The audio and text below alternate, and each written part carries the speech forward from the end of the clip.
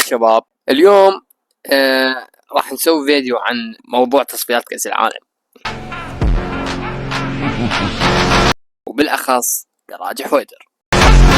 اسمه جراج حويدر، باب زرقاء كبيرة مكتوب عليه جراج حويدر.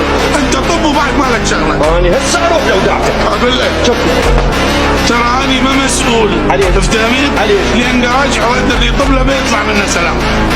هذه التسمية اطلقها العراقيين على ملعب جذع النخلة. دخلنا يا عراق اندار، تحزم جيشك الباسل، جف غيره والثاني نار يا ست. ليش اطلقوا هاي التسمية؟ الله اعلم، والله ما ادري.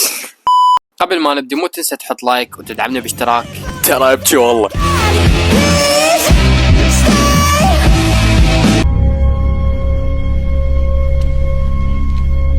عم انتوا بس تعالوا جراج حويدر الا نصلح دفاعكم، خلي فيدكم جراج التعمري. هذا جراج التعمري طبقه وخليه بجيبك، وتقدر تطبقه وتخليه بغير مكان. والله وصلنا بمجموعه واحده ويا الاردن، وخلي اقول لك يا ابن الاخير، ماكو حكم ايراني يدخل جراج حويدر، واذا جبتوا لنا حكم يسهل ياكم الله وكيلكم نصلخه لحكم ونرجع لفيفا. لو مو تجيبوا لنا حكم ايراني، لو تجيبوا لنا حكم اردني هم نصلخه ونرجعوا لعمان. صحيح انظلمنا بكاس اسيا، بس يلا هي هاي الدنيا، قضاء وقطر. حبيبي صح احنا اخوة وعرب، بس بكرة القدم ما بيها اخوة، هذا كلاسيكو بعد. خلي الاخوة على صفحة، بيناتنا ثارة السحنة. صح عندنا احنا جراج حويدر وانتو عندكم جراج التعمري مدري يا جراج، بس احنا عندنا ميزة انتو ما عندكم اياها. لك احنا عندنا هما طارق يغني لنا، انتو من عندكم؟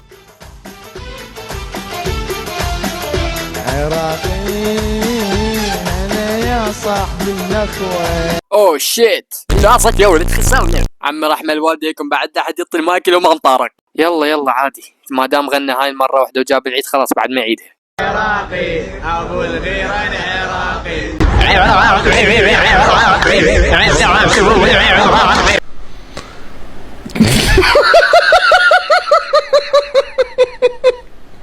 تحياتي.